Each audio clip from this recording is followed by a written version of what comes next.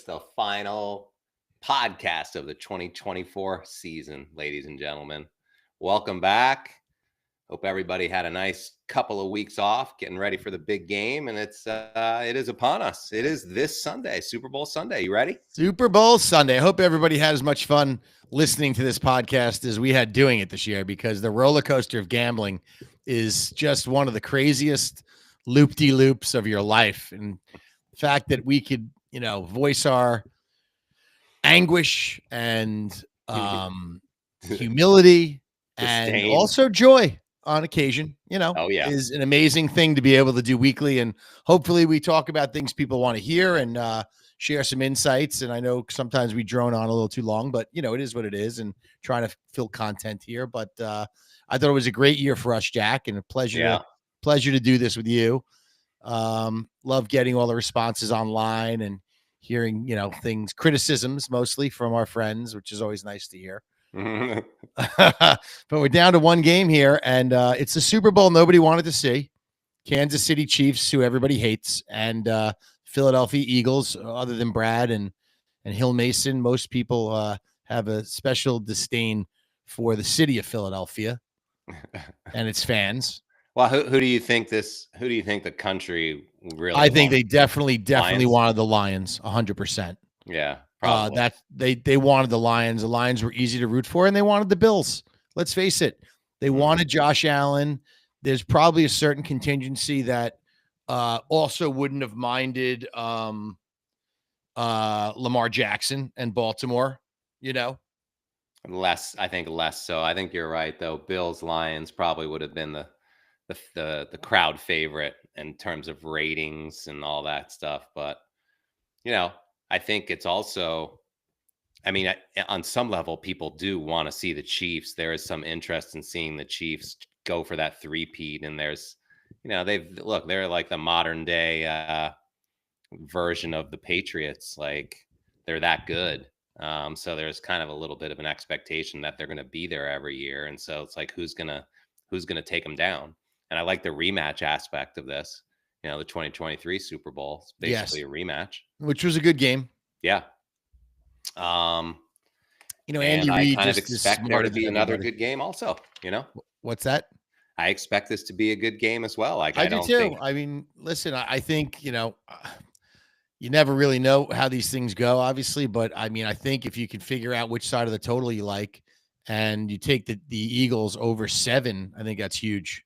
Yeah. And a teaser. So I don't know if that. So why don't we start? I'm thinking for today's show, why don't we quickly see if we're aligned in terms of both the total and the side? Let's just both give our opinions there.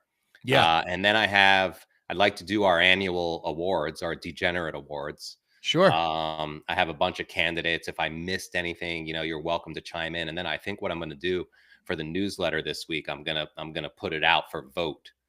To see basically, who wins all these awards. But I have like a poll. Yeah, I basically on today's show, I'm going to announce the nominees. Yeah. If you will. Okay. The nominees for I think I have 7 different categories, and if we want to add a category during this show, we can. Great. But let's start off with the total, because I feel much stronger about the total than I do the side.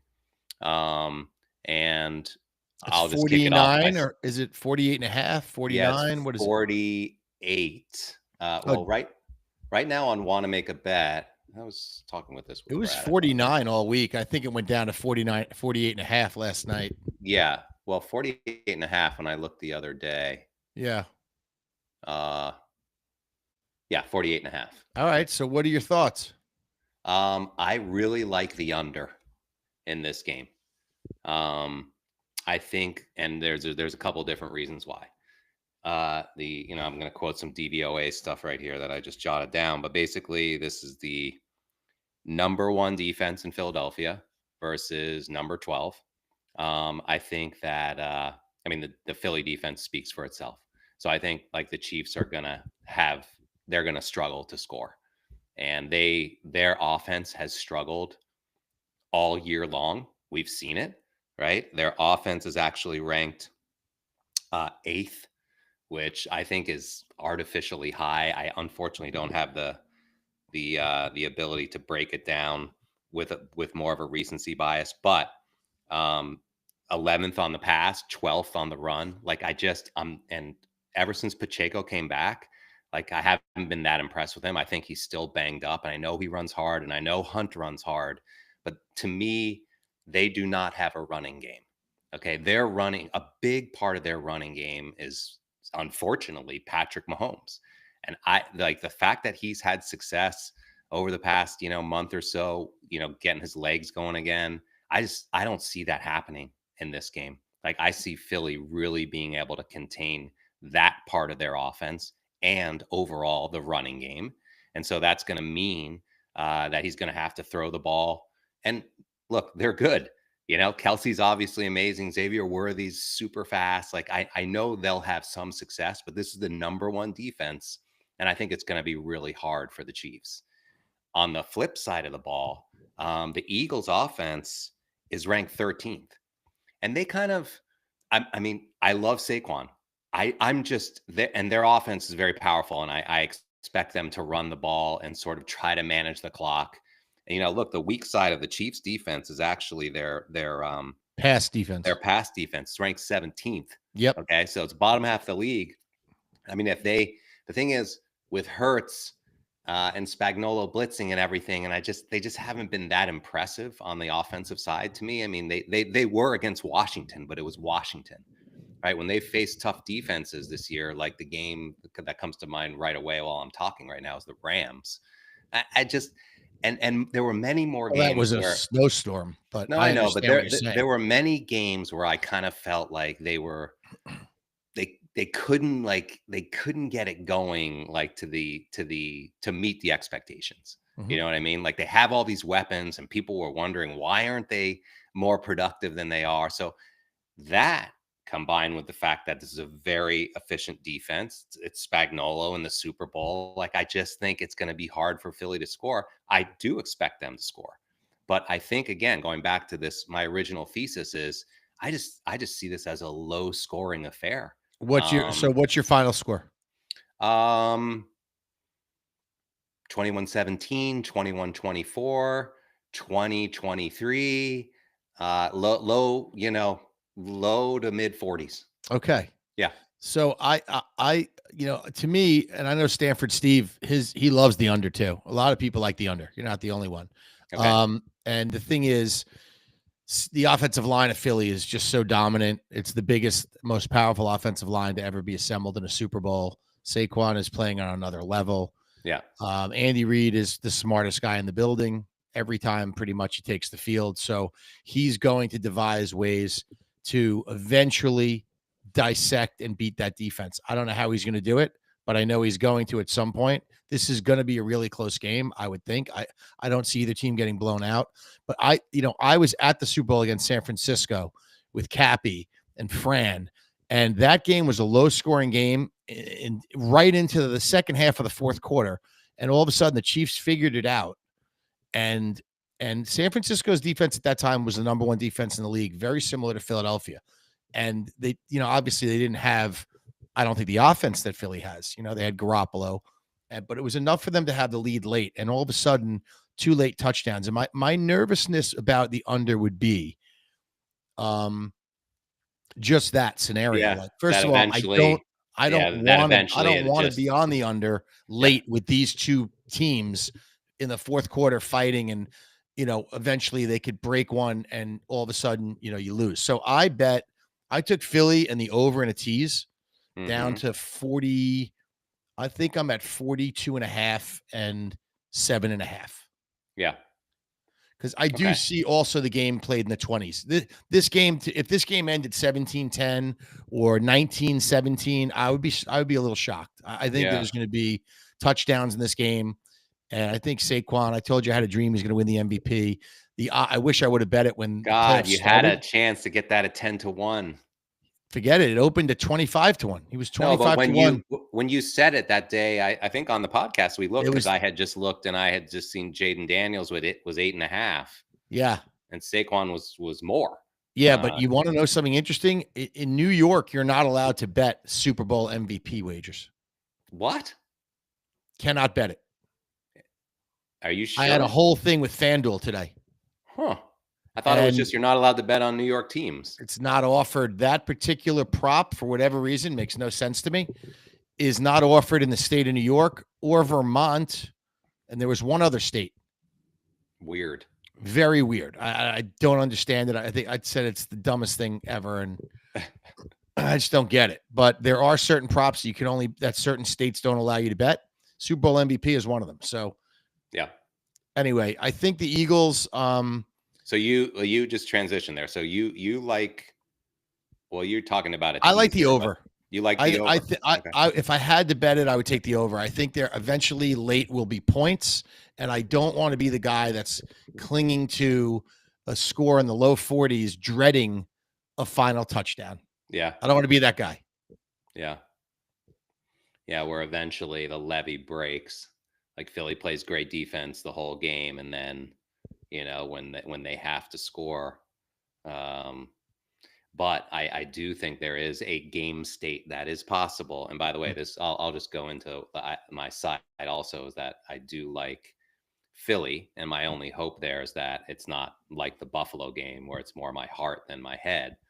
But I think that Philly can control the clock, and with their big offensive line and their running game, and get into a positive game state where they control the clock and they're running, and they can get up by a score or two, and then they have their defense has even more of an advantage, because again, I believe the Chiefs cannot run the ball against this defense.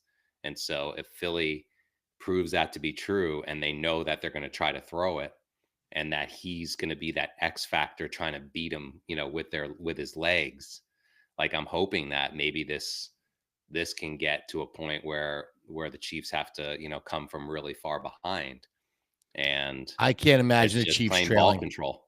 I don't No, imagine the Chiefs being behind in this game that often. And if they are, it's not going to be for long. The Chiefs they don't really normally play from behind that often, at Mhm. least, maybe more than a score, Yeah, So it would surprise me if Mahomes and Reed weren't able to score and move the ball. They have a good kicker. How they do in the red zone is a whole other story, but I just think there's a lot of tape out there recently of Philly giving up chunk yards in the passing game. And I know you don't think of that when you think of Kansas City, because their wide receivers aren't great, but they do have Hopkins, who, he can make plays. He's made plays in his career. I know he's older. And you mentioned Worthy. I mean, he slips a tackle and he's fast enough to go. So, well, also just look at what they did in the Buffalo game. I mean, right. You that see, was this is why I very like the impressive. over. I just think there's too much talent on the offensive side of the ball on both Yeah, these teams, and the schemes are too good to be held down. yeah. Saquon's going to score. AJ Brown is going to score. Um, Obviously, Devontae Smith is dangerous. The tush push could happen. And then on the other side, Mahomes and KC is going to score 3 touchdowns. There's no way they're Yeah, going to get it's funny. I molested. think you're making me sort of. I'm thinking about a strategy to play into everything that we're talking about, and I think is to bet the like try to find a middle with the second half over, because Mm-hmm. I would you be surprised at all if the score was 10-6 at halftime, or 6-3, or one of these like super boring, everyone complaining, And all then of the us next all half just explodes. yeah, all of us texting, this sucks, I can't even believe it, 0-0 after the first quarter, like this, like yeah. The Patriots Jake Delhomme game. Yeah. Remember that? And the second half was one of the great second halves in the history of the Super Bowl. Yeah. Unbelievable game. So I want to try to play into that somehow. And I don't know if that's just first half under, second half over, or just betting the under and then having a huge middle that you try to just capture, 15 If you points or like the something under, like that's that. probably the way to do it. Yeah. The way you said it. Just What bet about the what about under. your side? Who do you think's going to win? You like Philly? Yeah, I do. I do. I hope, look, and I do, it's partially my heart. I'm not going to bet a lot on it. And I do think it's, I don't, I have so many friends and family in Philadelphia that it's like, I can't root against them in this. I got to have a bet on them. I Yep. want to root for Philly. I love Saquon. My whole family's rooting. I can't. So Right. I just, again, the Buffalo game against the Chiefs, like, you have to be perfect to beat them. And I fully expect that to be the case in this game also. And I hope Sirianni, you know, doesn't do something stupid in this game, because if either it's a coaching error or just pure execution error by the Eagles, you know, I mean, if you look back, you've had enough time now to think about the Bills game, you know, and I know like in the moment, everyone was like, oh, it was about, you know, a bad spot by the referees or whatever. But Terrible. 2 bad spots. The there Kincaid were had it on the 3rd down. there were a handful of plays that they just simply just didn't execute. The 2-point conversions, Yep. like, you know, not getting a stop at the end when they needed to. They Horrible. had the timeouts. Defense, the defense has let them down every year. The Yeah. defense sucks. Yeah. So I think like the Eagles defense, totally different story. I agree. I think the Eagles defense is great. I just think, first of all, I've been betting. Griff's been betting with me all year. There isn't Oh a God, colder. who does he like? There isn't a colder person on the planet. I'm not lying to you. He likes the Eagles. Does he really? Yeah. So I'm going to say this. I have the Eagles in a teaser with 7.5. I think the Eagles are going to find a way to lose this game. I think that Kansas City is going to find a way to win this game and three-peat, and it's probably going to be by less than 3 points. Huh. Okay. And I don't love Kansas City, but they find ways to win. Andy Reid is smarter than everybody. It's going to, if it comes down to that, they've run that same play, that little quick option play where they fake the guy's going in, they throw it right to him, and there's no one ever covering them. So they're going to play off that, or they make a play off that to have another guy open, you know? So I just think in the critical moments, Mahomes makes the plays, and I love Philly's offensive line. I love Saquon. Jalen Hurts is a good quarterback. You know, and just the Griff thing is tough because he's ice cold. And Kansas City, I think until they do lose one of these games, you can't bet into it. I think you just have to either ride the wave, or, you know, be careful, you know, is what I would say. So you're taking your pick is the Chiefs. If I had to bet the game straight, I would take the Chiefs. And the over. Yep. That's unbelievable that I like Philly in the under. Yeah, and I took Philly in the over in a teaser. That's great. I don't believe it, y'all. So funny. Yeah. Okay. Well, that is what it is, you know. And again, it's, you know, one thing I don't like about want to make a bet, but one sort of a little unfortunate thing is that this is just another game. And so like getting like, this has now been for years where I kind of consider it to be a little bit wiser and smarter that you don't bet a lot of money on this game just because it's the Super Bowl. No. And that's not how some of our friends think about it. But that's how I think about it. It's just another game. And I wouldn't push you to bet more on this game any more than I would on a game on a Thursday night in the middle of the season. It's such a close line. I mean, it's hard to, you know, it's a coin flip game, you know, on paper. Yeah. So it's tough to pick a winner. I just think hopefully it's entertaining. I think it's going to come down to the end. I think it could be very similar to what happened in the first game they played. Yeah.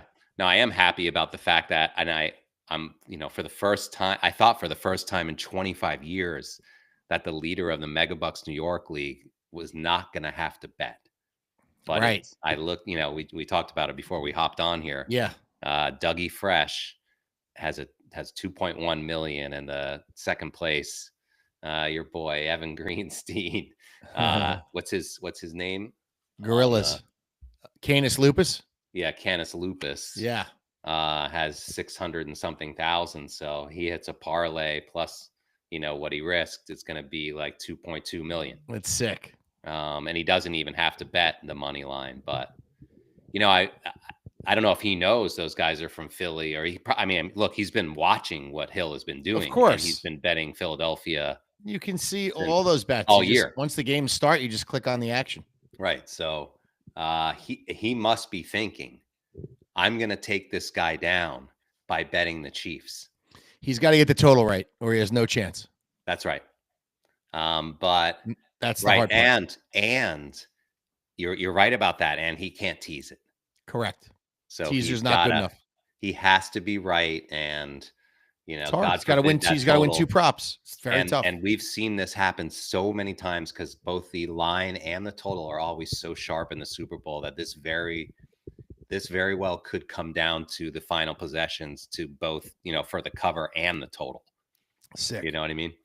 So let's get on to these categories because we don't want to belabor the point. All right. So let's go for the annual awards, the degenerate awards or the wanna rewards, whatever we want to call them. But what do you want to start off with? All right. You want to start off with bad beat of the year? Oh, wow. Bad beat. Actually, of the year. You know what? Let's start off with best game of the year. Okay. And I have 5 candidates here.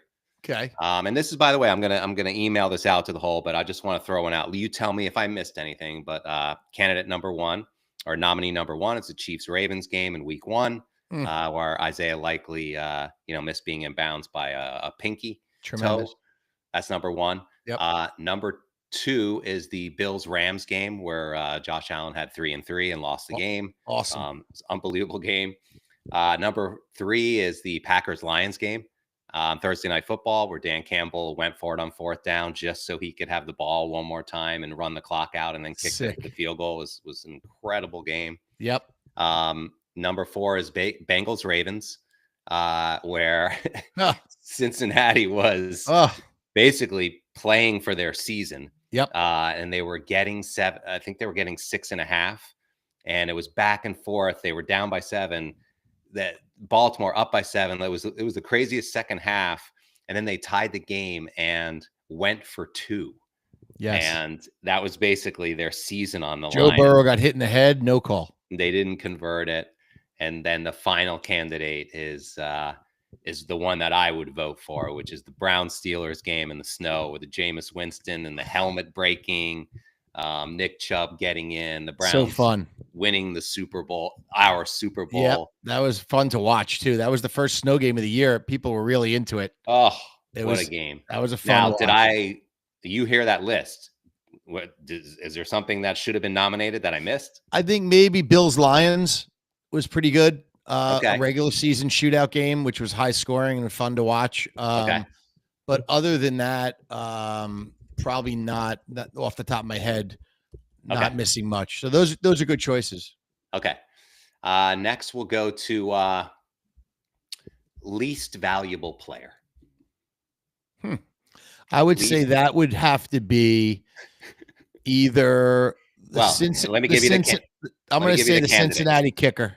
Hold on, let me give you the candidates. Go ahead. First and foremost, and it goes without saying, and I don't know how anyone could win this category but him, Deshaun Watson. Yes. Number 2 is Kirk Cousins. I mean, what he went through this year and then how it ended.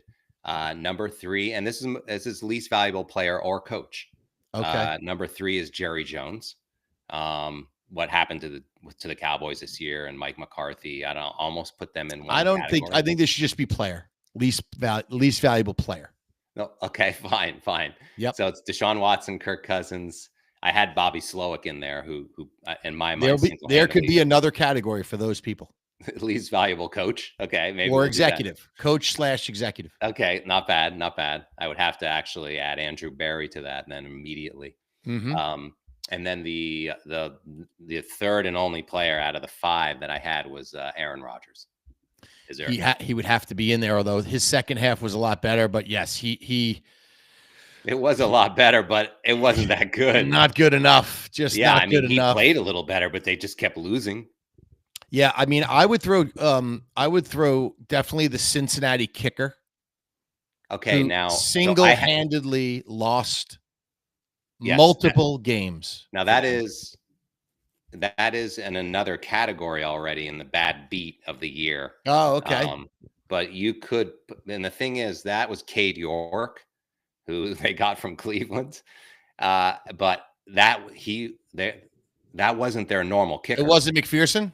No, it wasn't. Because McPherson is the guy I'm thinking of who blew a lot of games prior to that. Right, and Cade York was the one who hit the post. Yeah. So let's just say the Cincinnati kicker, any kicker in that uniform. Yeah. Yes. Any kicker in that uniform has got to be one of the most useless fucking players.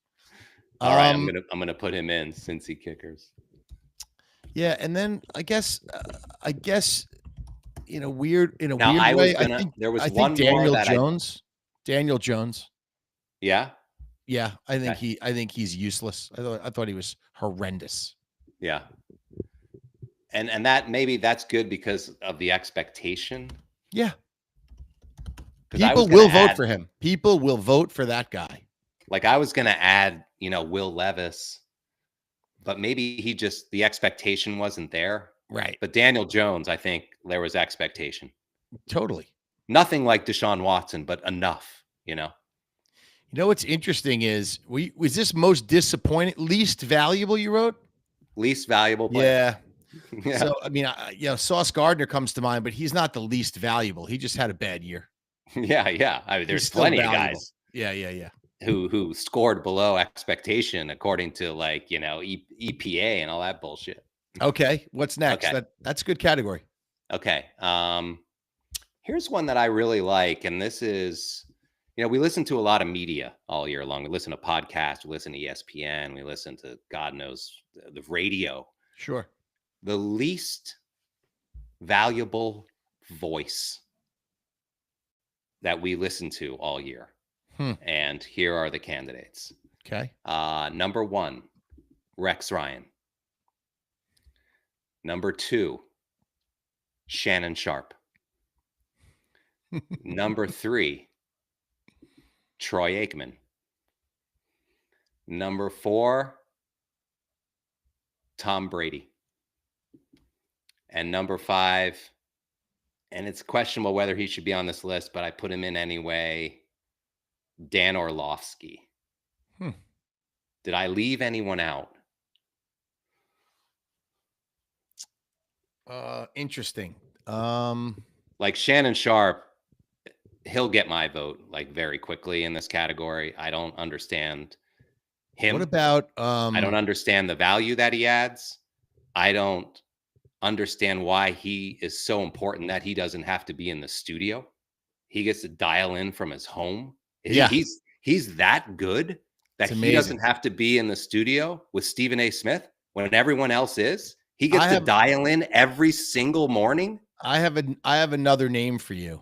Okay. But it's definitely a daily prevalent name, and he talks a lot about the NFL, but he's not an NFL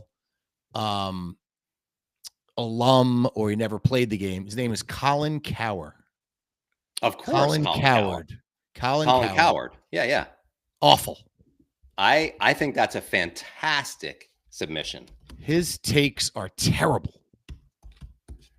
And I completely agree. And I'm proud to say that I generally avoid him.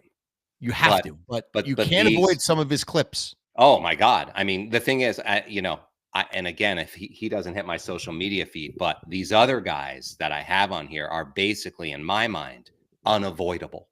So like True. I'm doing my thing in the morning. I like to turn on Get Up, or I like to turn on, First Take. Yeah. I don't want to listen to Shannon Sharp, and he's there every day, babbling. And I kind of feel like, I don't know how this guy has a job other than he is Stephen A. Smith's best friend. And he's a Hall of Famer. And he's of course, he has the credibility. Don't get me wrong. Yeah. But like, I would listen to Maurice Jones-Drew 1,000 times more than someone like him every single day if I could. On NFL Network. But I can't. I'm going to say this. I think I don't agree with you on Orlovsky. I think Orlovsky makes a lot of really, really poignant and smart points. I do too. I would take him out and put Colin Cowherd in. Okay. Colin Cowherd in, Orlovsky out. I agree. I like Orlovsky. There were some moments this year where I wasn't sure. At the end of the year, he said a couple of outlandish things that people didn't agree with. I get it. But on a day-to-day basis, week to week, I think he's very good. I agree. And there's the guy, he's also out of national media, but Shannon Sharp used to share a show with a Dallas writer. He's a white guy, kind of older. What's his name? Skip Bayless. Thank God he's out of our lives, but he would have been on this list in a heartbeat, but he no longer has. After Colin Cowherd, he belongs on the list. He's a blowhard. He's I don't know where he got fired or he's been neutered. Holy cow. Musk sent him to Mercury or something, Mars or something. Okay, we got our list. All right, now we got bad beat of the year. Okay. We got 5 candidates. I'm curious to hear what you came up with. Okay, well, and this wasn't a big one, but I'll start off with Dallas at Giants week 4. They were laying 5.5, and Aubrey, who never misses field goals. He missed the kick. Yes. He missed to go up by 8, and they were up by 5 at the time. Correct. And that was to me brutal. As bad as the Cincy one, but not as bad just because of the timing of the Cincy one and the time of the season. But I had that on the list. Yes. Good call. The Cleveland Browns plus 6.5 in Denver. Should have won the game. Should have covered the game. Yes. Should have covered the game 3 times after you thought they were out of it. Yes. And Jameis continued to throw pick 6 after pick 6 after pick 6 to lose that game by 7. Like to this day, and I'll go to my grave saying that was the right side of that game. Yeah, Cleveland all game long was winning and covering until toward the fourth quarter. And that was the famous the post game presser where he said, "God, please deliver me from throwing pick 6s." That's right. That's right. Of course, you're going to love the next one, and I know that's going to be your vote. But Denver plus 3.5 against the Cincinnati Bengals. Oh yeah, this was right before the playoffs, and I mean, they did everything they needed to. Everything was perfect. I have to say, there was a weird little thing where Denver got a hold. Sean Payton did not need to tie that game. He should have gone for 2 in regulation, and then it would have been none of this would have mattered. But instead, okay, we went to overtime. We have a very good chance of, and the possessions, the way that happened. That was a miraculous tying touchdown at the end. And they got the hold that they needed. They played great defense as expected. And Cincinnati had a chip shot field goal from 32 yards, and Cade York hit the fucking post on the left. Yep. And we would have covered. It would have been a 3-point win. Right. And then Denver went 3 and out, and then Cincinnati down the sideline to Higgins to the 2-yard line. Next play, touchdown, and they win by 6. And the best part was we lose the bet. The best part was they didn't go in.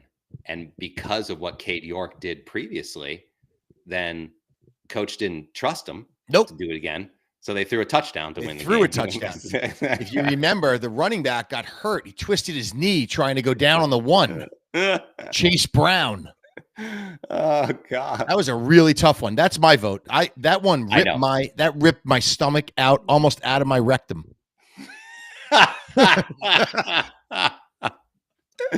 I swear to God. You're not alone.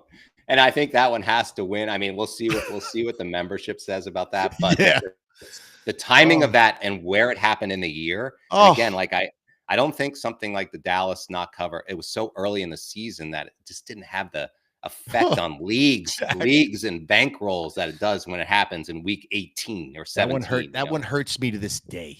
The fact that you brought that back up. Oh, my stomach's turning.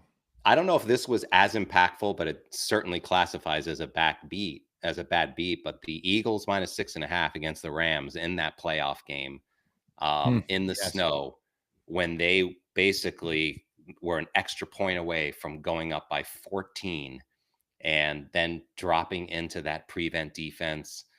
Stafford and the Rams come right down and score a minute. What a drive by Stafford. What a drive that was. Oh my God. Wow. And we had the Rams, but that was a very lucky cover. Great. It was luckiest cover of our lives. Horrible bad beat for Philly backers. Dougie Fresh. I mean, if he ends up losing Megabucks New York, it'll be because of that drive. Well, wait, can I tell you one thing though? I think Megabucks line was 6. I think those guys got pushes in that game. You have to look at it. It depends when you bet it. True. Because remember, right before the game, that line actually went to 7.5. I know. It was crazy. But it was 6.5 pretty early in the week. Okay. You know, that's a bad beat. That was a bad. Anytime you go prevent defense, against a passing offense like that, you know Yeah. you're dead. You're just dead. Okay. What's the Now, fifth? this is very similar, but it's not the bad beat of the year, but it's the backdoor cover of the year. So it's basically something that to your advantage when you get a backdoor cover. So that would be the Rams would be in the same, would be in this category. Totally. If you bet on the Rams, Correct. you got a backdoor, you had a dead loser, and Yep. suddenly you're alive. So that's Yes. number one. Correct. Number two is what happened in the Houston Chiefs game in the playoffs, Oh, God, which the was sickest thing. absolutely epic. You walked out of your room I turned it after off. the Chiefs were supposed to win that game by 8. They blocked a field goal from 35 yards, and suddenly they were up by 11. Houston holds. You go and take a shower. The guy, Asanza, whatever, the Chiefs kicker, Yes. sprinted backwards. I was in a bar. I exploded, and a couple other people in the bar were like, what is he doing? He ran out of the back of his own end zone for a safety and a 9-point, and we had Houston plus 9.5. That's right. I didn't even know I covered. Now, I was depending on, look, for a lot of the week, the line at Want to Make a Bet was 10, as we both were talking about and complaining about. It was correct. 10, That's 9.5, right. 9.5, 10, 9.5, 10. 8. You were saying it should have been 8.5, so 8.5s would have covered. But still, that was so meaningful for so many people. Well, when I turned it off, the one thing you got wrong about this was Casey was up 11 and Houston was kicking a field goal. Yeah. And he missed the field goal. No, it was blocked. Oh, it was blocked? It was blocked. Right. Yes. But it was it wasn't a long one. Like it was just right. And once that happened, I'm like, this is over. It's 11-point game. It's done. And then it was setting up perfect for the backdoor cover anyway, because it's one of those situations where like, oh, well, they need 2 scores, so they're going to take the field goal. They always take the field goal first, and they were right down there, and they should have taken it. And then a great backdoor cover for Houston. It's also a terrible beat for Kansas City. Whoever got 9.5 is just, yes. That is awful. Okay. Bengals plus 6, weeks 10. That was a great backdoor cover. The one that I mentioned about the Baltimore. And then the Rams one. So there's a lot of, it's almost like the flip side of these bad beats. It's like the same thing. Yes. All right. So you'll have those categories. You have those categories. What else do you got? That's pretty much okay. No, I have the. Want to go worst coach? No. Should we do that? I have the one more. Yes. Least valuable play of the year. Which was basically the worst possible play that happened. Oh, I know one.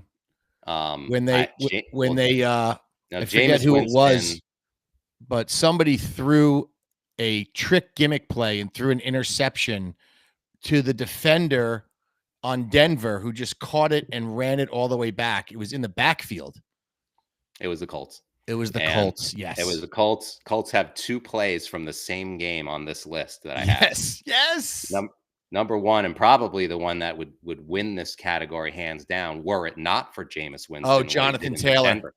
Jonathan Taylor, a 45-yard touchdown that dropped, and he dropped it before the goal line. Yeah, absolute idiot. I hate when they do that. Went immediately to replay assist, by the way. It's sickening if you think about it. That now they go to the replay assist. Of course, whenever you want it, they don't do it, but when you don't want it, they do it right away. That's right. You had the money on the Colts right away, and you hear replay assist, and you're like, "What now?" You and I had the Colts that week as one of our 5. Oh, that was a disaster. Why did they have to look at that touchdown in that way? So no, we'll never know. It's sick what they do. So that was least valuable, and then on the ensuing drive, I think was I forget who it was, but it went down as a fumble because it was a backward pass, but the guy intercepted it. That was unreal. Unreal.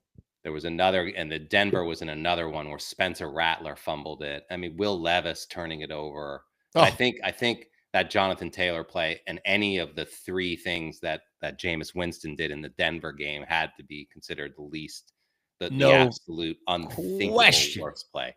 No question. That one, I can't believe some of the things these guys did. or do? You know which one that what just comes to mind now, which I didn't think of originally, was the interception pick six that Aaron Rodgers threw in London. Oh yeah, That was really meaningful. we were in You the know that Hamptons at Reed's. they were supposed to be going up 17-7 or something like that, or 24-7. Turned the whole game around. Yes. And he threw a pick six. And then late in the game, he had Garrett Wilson open on out and up for the win, Let me put and that he in. overthrew him. And the following week, they fired the coach after the kicker missed the kick. The Jets kicker, by the way, also useless human being, horrible player, worst. Jets kicker, terrible. I agree that we should, and maybe we'll wait till next year, but the least valuable kicker has to be, because this guy, Haskins on the Browns has to be up there also. Jack, he's got to be there too. I'm sorry. He, Haskins is there. The McPherson kid is there. The guy on the Texans is there. Sorry. He's horrible. Okay, let's just add one more, which is least valuable coach of the year. I think we got this one wrong last year. I really liked what Antonio Pierce did at an interim basis the year before last, and he got the job. I thought he was horrible this year. I thought every decision he made was bad. I thought he punted when he was supposed to go for it late in games. I just don't. He's not a head coach. I was wrong about him 2 years ago. He is not good enough. Okay, he's I like horrible. that. I would nominate Bobby Slowick, which is the other category. I mean, you take basically a top 5 offense from 2023 and turned it into what we witnessed this year. You destroyed it. You ruined it. Absolutely ruined it. Yeah. I don't know what he was doing. And people like to say, "Oh, sophomore slump for CJ Stroud," but I blame the coordinator. I'm sorry. I'm going to say this also. I have a nominee right now and I know he won a Super Bowl, but Doug Peterson. I mean, no, just can't do it anymore.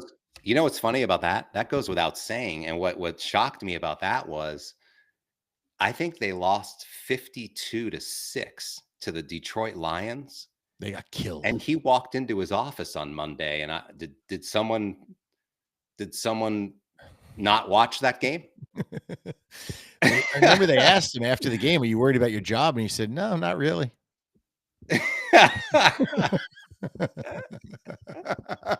Trevor Lawrence had a terrible year, by the way. I mean, I don't know. Robert Saleh looked at somebody wrong and got fired in New York. Robert Saleh should never have been fired. Well, I'm just saying. And then this guy Peterson, I guess some organizations just decide they're not going to do things mid-year. They're just going to, I think Dallas was probably that way. Can I tell you who else I think is not a particularly good coach, even though he has been to a Super Bowl and lost, and he was there because of the talent around him. But his in-game coaching decisions, I think, especially this year, were some of the worst I've ever seen. Zach Taylor. Really? Oh, Zach Taylor did some things where even at the end of that Denver game that we were referencing, the bad beat game, he could have run out the clock in that game. I don't know if you remember that at the end of the game, and he ended up kicking a field goal and gave he ended up going for it and giving the ball back to Denver, and Denver came down and tied the game. That game could have just been over. He could have just ran out the clock. He was so bad. He does a lot of dumb shit like that.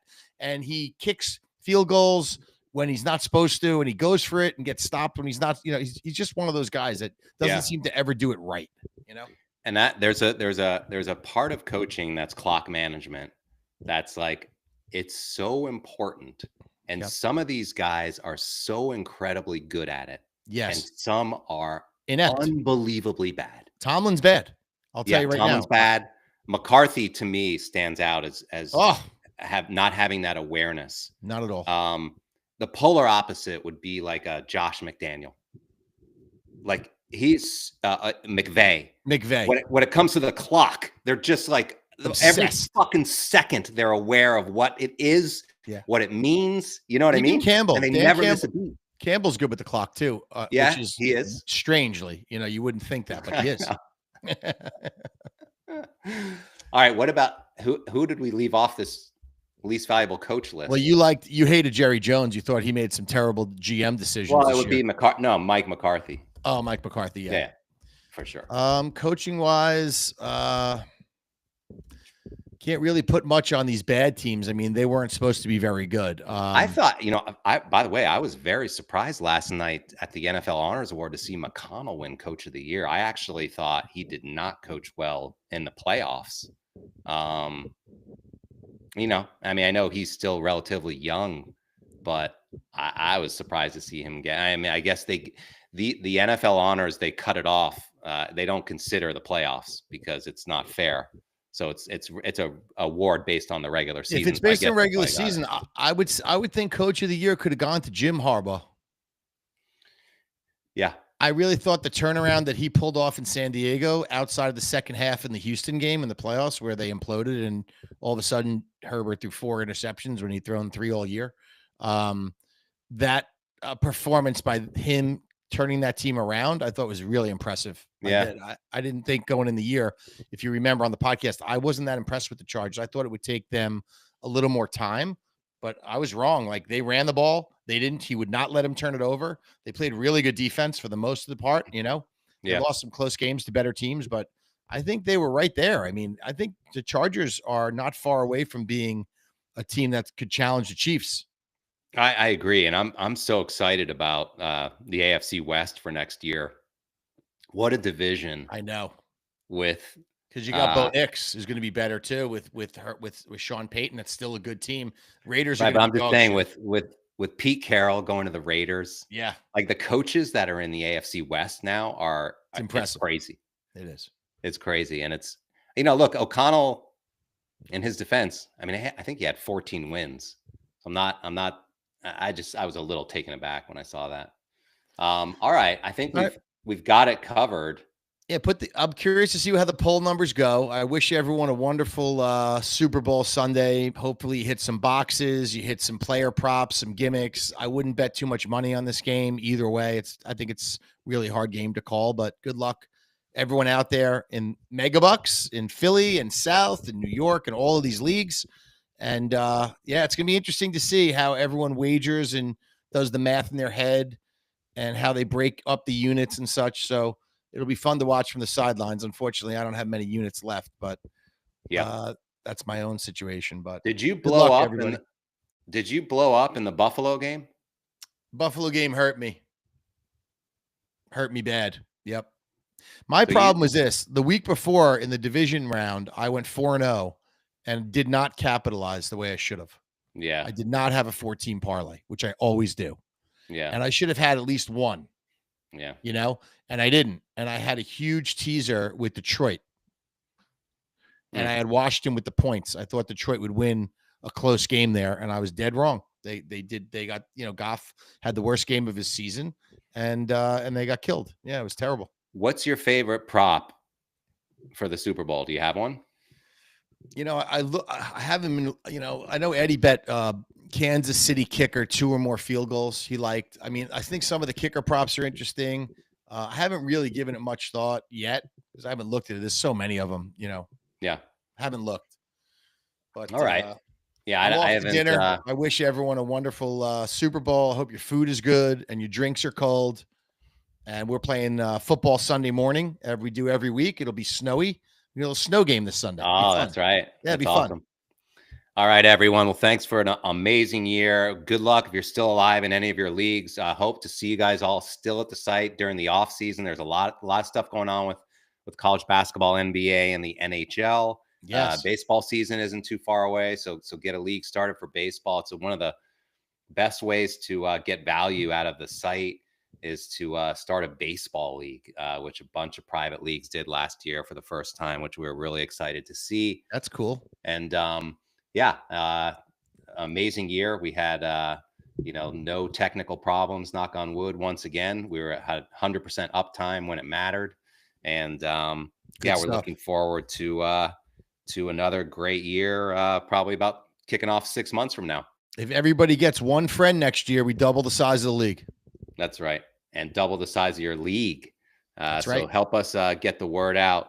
And if you've never, started your own private league, then hopefully next year will be the first time you give it a shot. It's the best. Healthy gambling, downside risk. All right, buddy. Great job this season. All right, Jack. Good luck with you. Everybody, good luck on Sunday, whatever you decide to do. Take care, guys. Be well.